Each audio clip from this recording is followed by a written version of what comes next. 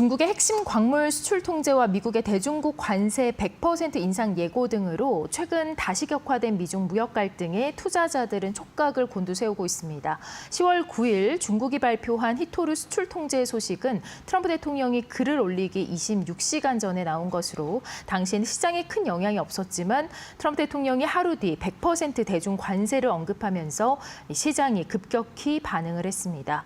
중국은 이후 수출 통제 해명 성명을 발표하면서 이번 조치가 전면 금지가 아니며 규정을 충족하는 신청은 승인될 것이라고 밝혔습니다. 이로 인해 트럼프의 관세가 실제로 시행될 가능성은 매우 낮다고 시장은 분석하고 있습니다. 전문가들은 곧 이 새로운 미중 무역 합의 가능성에도 주목을 하고 있습니다. 네, 시총이 2조 달러가 넘게 증발을 했고 월가 공포지수 거의 30%가 넘게 올라갔습니다. 자, 이렇게 많이 빠진 데에는 이 미중 무역 갈등 재점화가 그 핵심에 있습니다.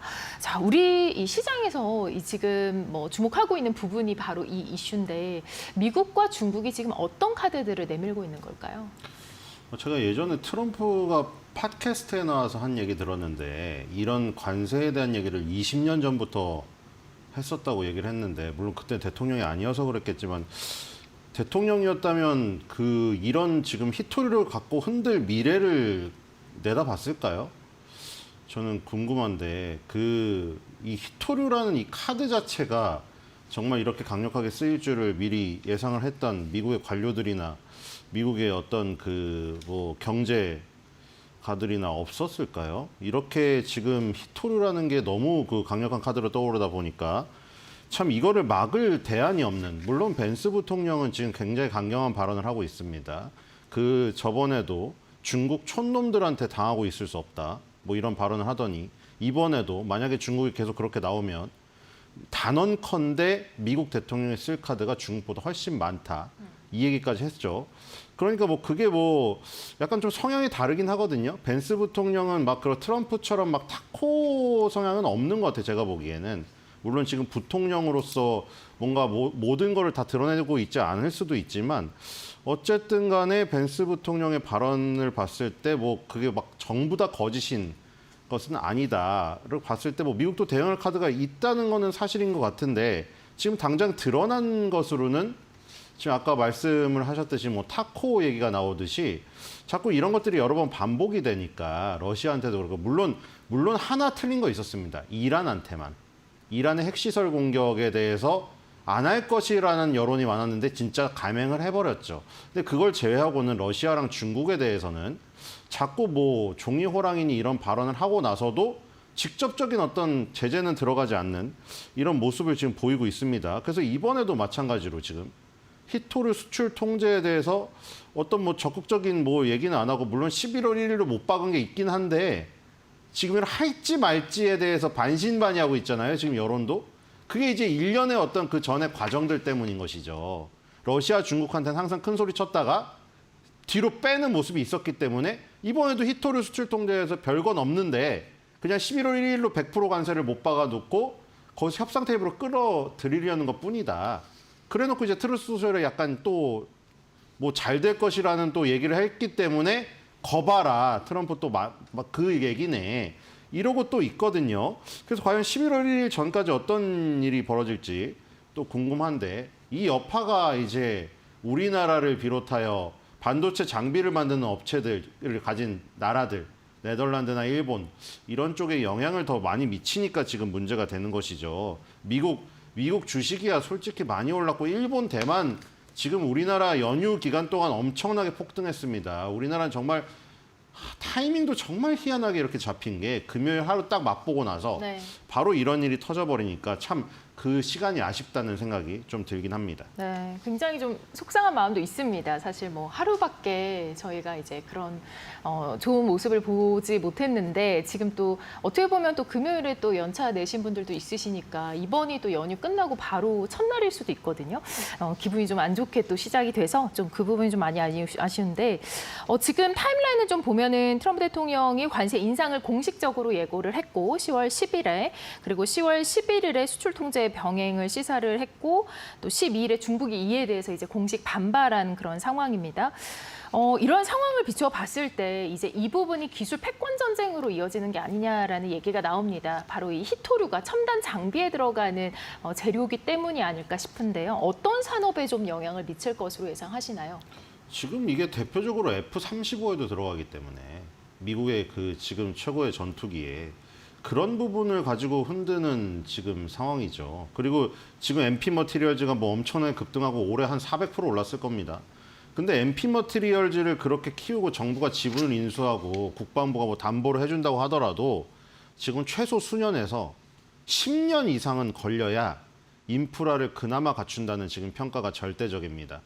지금 예를 들어서 미얀마, 호주, 그다음에 미국 이거 다 합쳐도 전 세계 히토류의 그 공급 중국의 양을 따라갈 수가 없어요. 그러니까 뭐 미얀마랑 호주를 다 끌어당겨서 뭐 전 세계에 있는 히토류를 다 긁어 모은다고 하더라도 지금 타격이 큽니다. 그리고 아까 네덜란드 그러니까 지금 예를 들어서 네덜란드 ASML을 우리가 뭐라고 불리우고 있죠? 실제 밸류체인에서는 을이지만 슈퍼 을이라고 부르고 있잖아요. 근데 문제는 그 슈퍼 을에 위에 슈퍼 을이 있습니다. 그게 중국의 히토류 업체예요. 그러니까 우리가 흔히들 말하잖아요. TSMC가 제조하지 않으면 애플, 엔비디아도 칩 설계해봐야. 그러니까 애플, 엔비디아가 설계도를 그리잖아요. 그래서 TSMC의 제조를 맡겨야 되는데 TSMC가 제조를 안 맡아주니까 엔비디아, 애플도 줄을 서 있다. 그래서 거기서 더 나가면은 TSMC가 제조를 받았다고 하더라도 네덜란드 ASML에 노광기가 없으면은 제대로 된 설계도를 저기 구현을 못하죠. 근데 문제는 뭐냐? 네덜란드의 ASML의 노광기를 만들려면 히토류가 필요합니다. 그러니까 최초의 갑은 결국 히토류 업체인 것이죠. 네덜란드 ASML에 노광기도 없고 그러면 TSMC가 제조도 못할 뿐더러 그럼 애플, 엔비디아가 칩을 설계를 해봐야 그 애들이 그냥 도화지에 그리는 그림에 불과한 거죠. 지금 결국 이렇게 돼버린 거예요. 그래가지고 지금 이렇게 돼버리면은 반도체부터 시작을 해서 지금 반도체 얘기만 했지만 배터리에도 결국 히토류가 들어간다. 그러니까 지금 다 멈추는 겁니다. 반도체 씬에서도 멈춰버리는 것이고 지금 자동차 씬도 멈춰버리는 거죠. 물론 자기네도 반도체 자동차를 생산해야겠죠. 자기네 기업에게만 주겠죠. 그래서 중국 반도체 기업, 중국 자동차 기업들이 굴기를 할 수 있는 기회가 되겠죠. 그러니까 지금 제일 큰 거는 반도체랑 전기차 이 두 곳에 지금 커다란 타격이 온다는 것이죠. 그러니까 히토류를 이렇게 쥐고 흔들 것을 제가 아까 누누이 말씀드렸는데 20-30년 전에 미국의 관료라던가 아니면 유럽은 솔직히 말해서 지금 그런 자기의 자국 그것도 없지만 힘도 없지만 프랑스를 좀 보시면 아시잖아요. 미국이 이런 걸 예측을 못했을까? 지금으로 보면 굉장히 아쉽습니다. 물론 환경 오염의 문제라던가 그런 것들이 대두가 되었죠. 그렇기 때문에 그게 어떻게 보면은 키울 수가 없는 부분이었는데 이런 중요성을 만약에 미래를 파악을 한 학자라던가 누구라도 한 명 있었다면 이 정도로 흔들리지는 않지 않았을까 하는 아쉬움이 있지만 지금 뭐 이런 상황에서 지금 상황에서 뭐 하루 이틀에 변화할 수가 없기 때문에 지금 일단 타격은 굉장히 심대할 거로 생각이 됩니다. 만약 물론 벤스 부통령 얘기대로 훨씬 카드가 많다고 얘기를 했지만 지금 뭐 이미 다 여론이나 이런 데서 나오고 있잖아요. 네. 특별한 카드가 없다는 게 되게 우세적인 여론이기 때문에 네. 결국에는 반도체랑 전기차 이 부분이 조금 그러니까 미국 정부의 셧다운을 걱정할 게 아니라 반도체와 전기차의 셧다운을 걱정해야 된다. 네, 이 반도체와 이런 생각이 듭니다. 배터리가 아무래도 타격을 받는다는 얘기신 것 같습니다. 우리나라 이 주력 산업과도 어떻게 보면 공급망이 굉장히 얽혀 있는 상황이지 않습니까? 우리나라 국내 증시에서는 어떤 업종과 또 종목들이 타격을 받을지 말씀을 우리나라, 부탁드릴게요. 일본, 대만이 다 얽혀 있죠. 지금 시가총액 상위를 보시면 아시잖아요. 대만의 시가총액 상위 1위는 TSMC고 전기전자 반도체죠. 그리고 지금 일본 같은 경우는 도요타 자동차가 1위고 우리나라는 삼성전자 1위고 현대기아차 있고 그러니까 지금 보면은 일본도 마찬가지죠. 반도체 소부장이 강하죠. 완성업체 없더라도. 결국 반도체 전기차가 다 걸려 있습니다. 지금 이 아시아에. 그러니까 아시아에 전체적으로 다 타격인 것이고 지금 우리나라도 마찬가지죠. 이제 삼성전자, SK하이닉스가 신나게 치고 가고 있는데 삼성전자, SK하이닉스도 마찬가지죠. 아까 또 1번부터 시작을 해야 되는 거예요. 네. 맨 처음에 히토류가 없으면 ASML의 노광기를 못 만들고 노광기가 없으면 TSMC의 제조 공장에 가장 중요한 장비가 빠지는 것이고 그러면 SK 하이닉스나 이제 삼성전자가 HBM을 제공해야 되는데 노광기가 없어가지고 TSMC 공장이 안 돌아가니까 HBM 필요가 없어요. 네, 결국 이제 극단적으로 연쇄 얘기를 사슬에서 드렸지만 어떻게 극단적으로 보면 얘기를 드렸지만 예. 밸류체인의 어떤 흐름상 맨 최초에 잉태하는 씨앗이 없으면 이게 다 무너진다는 맞습니다. 것이죠. 자, 그래서 우리가 지금 이제 이런 뭐 삼성전자나 SK하이닉스나 이런 어떤 뭐 배터리나 또 반도체 종목들 언급을 해주셨는데 매수를 계속해 나가야 될지 아니면은 지금 시점에서는 다시 팔아야 되는 건지 매수 매도 전략을 좀 알려주시죠. 아, 근데 뭐 이거를 일괄적으로 얘기할 수가 있나요? 지금 금요일 날 사신 분도 많다고 지금 뉴스에 나오던데 지금 뭐 그래서 뭐 자극적인 제목 많더라고요. 뭐 오늘 하루아침에 연봉을 다 잃을 걱정을 하고 있다고.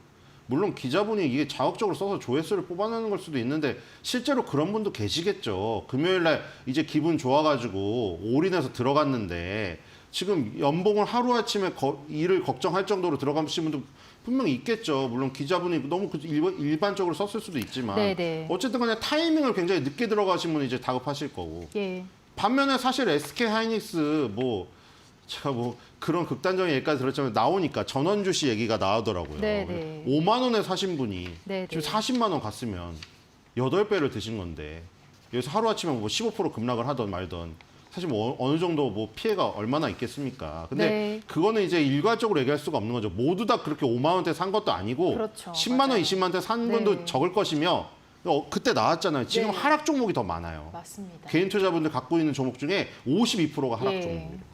어떻게 보면 좀 그러니까 지금- 과열이 된 부분이 지금 있는- 너무 잘 되신 예. 분 얘기로 해드릴 수도 없는 것이고 금요일 날 올인해서 그렇게 연봉을 잃을 만큼 그러신 분 입장에서만 얘기할 수도 없는 것이고 맞습니다. 어떤 자신의 상황에 맞게 판단을 해야겠죠. 예.